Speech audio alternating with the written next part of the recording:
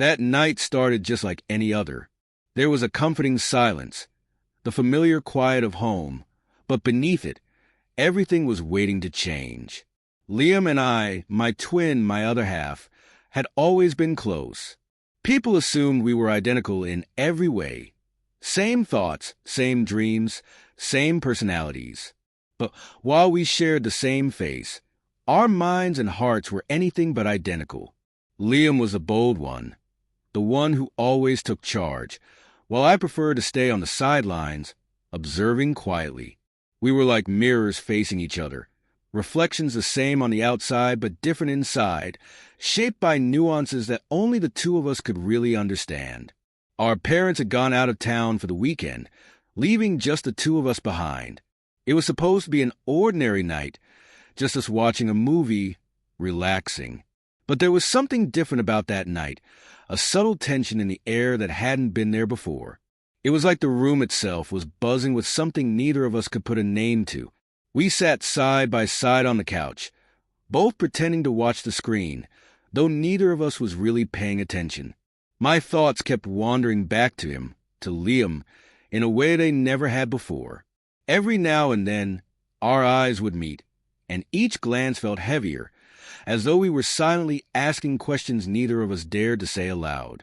There was this charge between us, something unspoken that grew thicker with each passing second, filling the quiet space. When Liam broke the silence, it felt like he'd somehow shattered the invisible tension that had been holding everything in place. His voice was softer than usual when he asked, "Do you ever wonder how different things could have been?" It wasn't like him to ask questions like that. He was always so sure, so fearless. But his tone carried a hesitation that made me pause. It felt like he was saying more than just the words, as though he was hinting at something I didn't quite understand. Or maybe something I did but wasn't ready to face. Different how? I asked, trying to keep my voice steady. Liam looked away, shrugging lightly, as if the question itself wasn't as heavy as it felt. I don't know, if things had been different for us somehow, the words drifted into the air between us, and I felt something stir inside, a rush of something intense and confusing, yet strangely familiar. For a moment, the room felt too quiet, the space between us closing in, thick with the weight of whatever we weren't saying. After a moment, Liam got up and walked to the kitchen. When he returned, he had 2 beers in his hand. He handed one to me, sitting back down on the couch, just a little closer than before. Our knees brushed as we settled into the silence again, and that simple touch felt like electricity sparking in the dark. I could sense him beside me, could feel every shift and glance, my heartbeat syncing with his in a strange rhythm neither of us seemed to control. I wanted to speak, to say something that would ease the tension, but I didn't know what words could explain this strange pull. The air was thick, making it hard to breathe. Liam was the first to speak again, his voice barely above a whisper. "You ever think, maybe we're too close?" he asked, the question lingering, heavy and unanswered. It felt like he was probing at something, testing the boundaries of what was safe to say. "We've always been close," I replied, trying to keep my tone light, but even I could hear the crack in my voice. "Close. Yes, we were close, closer than most. But tonight, the word took on a different meaning, one I couldn't fully grasp or accept. We sat in silence for what felt like hours, letting the night deepen around us. I wanted to pretend that nothing had changed, that we were just 2 brothers enjoying a quiet evening. But every stolen glance, every accidental touch, seemed to say otherwise. We were both on edge, both feeling something we'd never felt before, something that was both exciting and terrifying. Eventually, I mumbled something about going to bed, hoping that sleep would break whatever spell had settled over us. But just as I stood up, Liam spoke up, his voice casual but with an undercurrent I couldn't quite place. "Mind if I crash in your room tonight?" It was a simple question, one that wouldn't have meant anything when we were kids. We used to share rooms all the time back then, falling asleep to whispered conversations about the most ordinary things. But now, it felt loaded, like there was something deeper in that request. I couldn't say no, though. Yeah, sure, I replied, trying to keep my voice steady, to pretend that everything was normal. But as we lay there in the dark, side by side, the silence between us felt charged. I could feel every small movement he made, the subtle rustling of the sheets, his breathing steady yet somehow louder in the stillness. It took a long time for either of us to break the silence. When Liam finally spoke, his voice was low, filled with a mix of nostalgia and something else I couldn't quite place. Remember when we were kids? We'd stay up talking all night about anything and everything. His words trailed off, leaving something unsaid. Yeah, I remember, I replied softly. Those were good times. We lay there in the dark, each of us lost in memories. But there was something different about this memory, something bittersweet that made my chest tighten. It wasn't just nostalgia. There was a weight to it, a longing for something I couldn't quite name. Liam was the one to finally break the silence again, his voice barely more than a whisper. Do you ever wonder what if things had been different?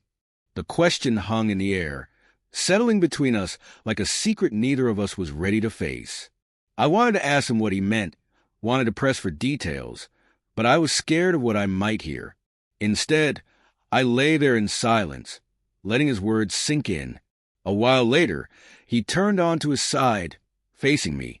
I could feel his gaze on me in the dark, his eyes searching mine for something I wasn't sure I could give him. It doesn't have to be weird, you know, he said softly, his hand brushing mine under the covers. The touch was gentle, tentative, yet it sent a shock through me, making my heart race. I looked at him, my throat suddenly dry, my mind racing with thoughts I didn't want to acknowledge. There was something there, something neither of us could deny anymore. The unspoken tension, the lingering touches, the looks we shared, all of it felt like it was leading to this moment. And then in the quiet of the night he asked, "Do you want this?" His voice was soft, barely more than a whisper, but I could hear the hope, the fear, the vulnerability behind it. For a long moment I couldn't answer, the weight of his question settling over me. I didn't know what the right answer was, didn't know what I was supposed to feel. But in that moment, looking into his eyes, I knew one thing for certain. I didn't want to lose this, didn't want to pretend that everything was fine when it wasn't. So I nodded, giving him the only answer I could, even though I had no idea what it meant. The quiet of the room felt almost deafening as he moved closer, his hand finding mine under the covers. His touch was warm, steady, grounding me in a way I hadn't felt in a long time. And then, as if some invisible line had finally been crossed, he leaned in, pressing his lips to mine in a kiss that felt both foreign and familiar, like something we'd been moving toward our whole lives without realizing it. It was slow, tentative, a testing of boundaries we'd both been too afraid to acknowledge before. But as the kiss deepened, I felt a surge of emotions, a mix of fear and excitement, a sense of something new and unknown waiting just beyond the surface. It was terrifying, exhilarating, and I couldn't bring myself to pull away. And in that moment, everything changed. After that night, things between us couldn't go back to the way they were.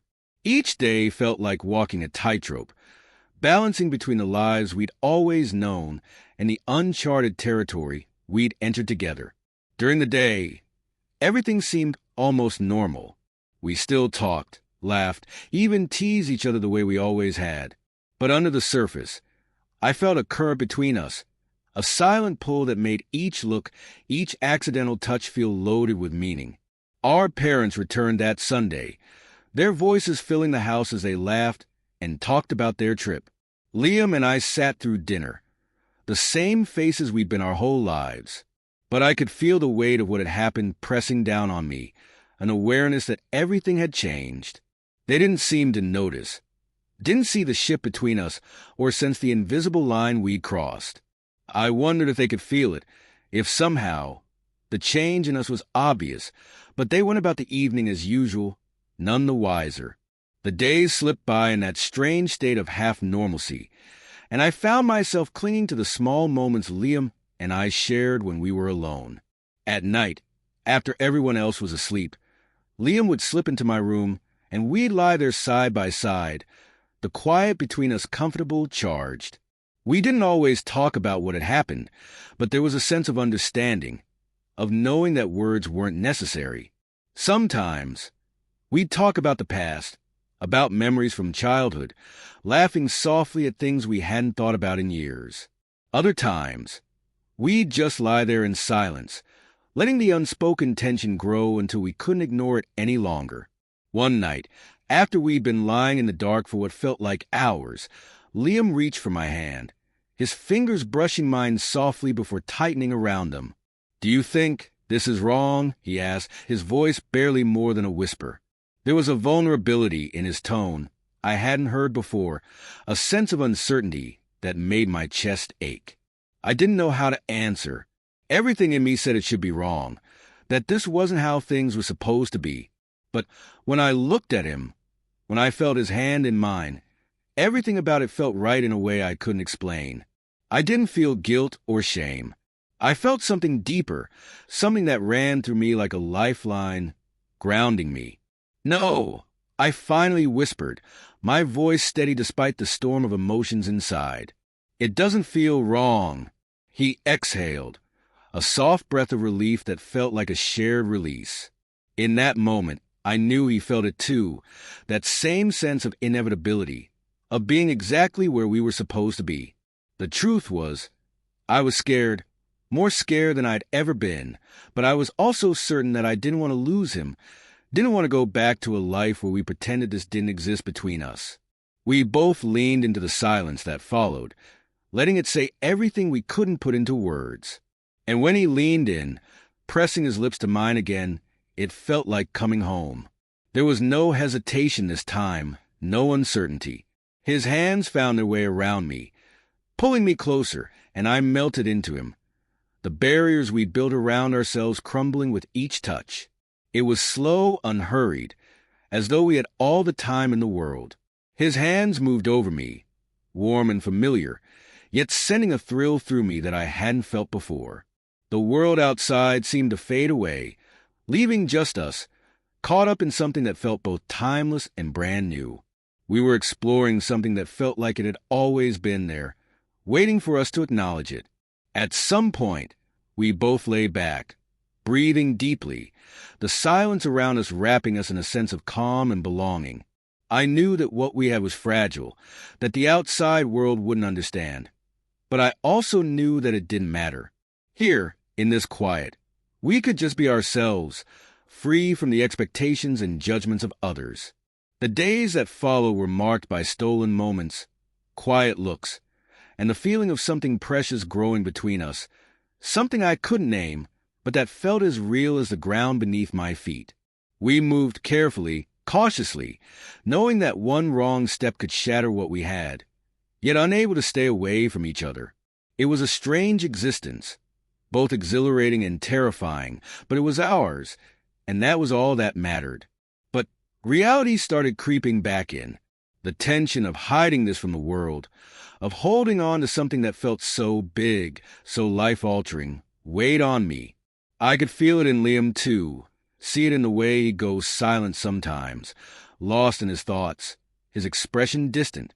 We didn't talk about it much, didn't confront the hard truths that lurked in the background, but they were there unspoken, casting a shadow over the closeness we'd found. One evening, as we sat on the back porch watching the sunset, I finally gathered the courage to ask, "What happens when the world finds out?" He looked at me, his eyes thoughtful, serious. "I don't know," he admitted softly, "but I don't want to pretend. I don't want to act like none of this is real."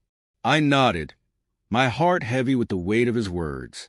I felt the same way, but I couldn't shake the fear of what lay beyond the walls of our world. What we had felt fragile, easily breakable, and I wasn't sure how to protect it.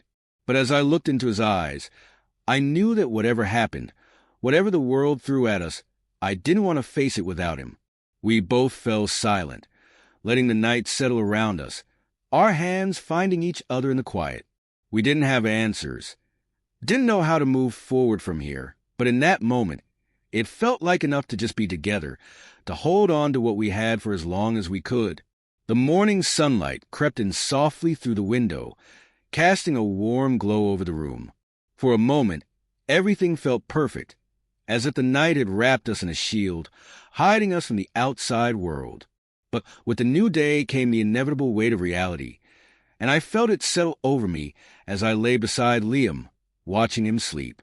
There was a peace in his face, a simplicity I hadn't seen in him in a long time. I wanted to freeze that moment, to hold on to it just a little longer before everything else came rushing back. Soon he stirred, his eyes opening slowly, and he looked at me with a gentle smile, one that spoke of understanding without words. "Morning," he whispered, his voice still thick with sleep. "Morning," I replied, feeling the warmth of his hand over mine. We stayed like that for a while, wrapped in a silence that felt as real and comforting as any words we could say. But behind that quiet lay the same question I'd been turning over in my mind for days. What happens next? Liam seemed to sense it too, and after a moment he sat up, his gaze steady but serious. "I don't know what this means, what happens from here," he said quietly, searching my face for reassurance. "But I don't want to go back to pretending." My heart tightened at his words. I didn't want to go back either. Didn't want to erase everything that had brought us to this point. But the uncertainty loomed large, a reminder that the world outside this room was far more complicated than we'd let ourselves believe. "It's hard," I admitted softly. "We can't just act like things haven't changed. But maybe we don't need to figure it all out right now." He nodded slowly, his hand reaching up to brush a stray strand of hair from my face. "One day at a time," he said, a faint smile tugging at the corner of his mouth. "We can take it one day at a time." That simple plan, as vague as it was, brought a strange sense of calm. It wasn't a solution, but it was something, a way forward that didn't require us to have all the answers right away. And somehow, that felt like enough for now. For the rest of the day, we slipped back into an almost normal routine, sharing quiet moments, letting laughter come easily, feeling the comfort of each other's presence. Each glance, each touch felt like a reminder that no matter how uncertain the future seemed, what we had was real. By evening, though, a different kind of worry began to stir within me. Our parents would be home soon, and the bubble we'd created would have to stretch to fit back into our regular lives. The sound of the front door opening brought a jolt of nerves. Liam glanced at me, a steady look that said, "We're in this together." As we headed downstairs, the familiar hum of our parents' voices filled the house, grounding me in the reality of home, of family. But I couldn't shake the feeling that everything had shifted, that there was a weight to our secret, one we'd have to carry with careful steps. Our parents didn't notice anything different. They greeted us warmly, asked about our weekend, filled us in on the details of their trip. It was strange how normal everything felt. Part of me had expected them to pick up on some subtle change between us, but they didn't. The routine of family life wrapped around us like a shield, creating a sense of normalcy that, for better or worse, kept our truth safely hidden. In the days that followed, Liam and I found ways to make space for ourselves in the midst of our daily routines. At night, we'd sit together in my room, talking in hushed voices about anything and everything, reclaiming the closeness we'd had before, now tinged with the deeper bond we'd created. We didn't talk about the future, didn't make any promises or plans. We just let things be, trusting that whatever we shared was strong enough to hold us both. It became our new rhythm, a balancing act between the lies we showed to the world and the truth we kept between us. And in those quiet moments, away from the expectations of the world outside, we let ourselves be exactly who we were. Two people who had found something rare and meaningful, something that defied labels and existed in a space that belonged only to us. The weight of what we shared felt lighter over time, and though the uncertainty never fully disappeared, I began to believe that maybe, just maybe, we could make this work. Each day, each night, was a reminder that our connection wasn't something we could ignore. It was a part of us, something that had grown naturally from the bond we'd always shared. In the end, we didn't need anyone else to understand. What we had, whatever name it might carry, was ours alone, something we could hold on to for as long as it would last. One day at a time, we moved forward, letting the world outside be what it was, knowing that within the space we created, we had found something real.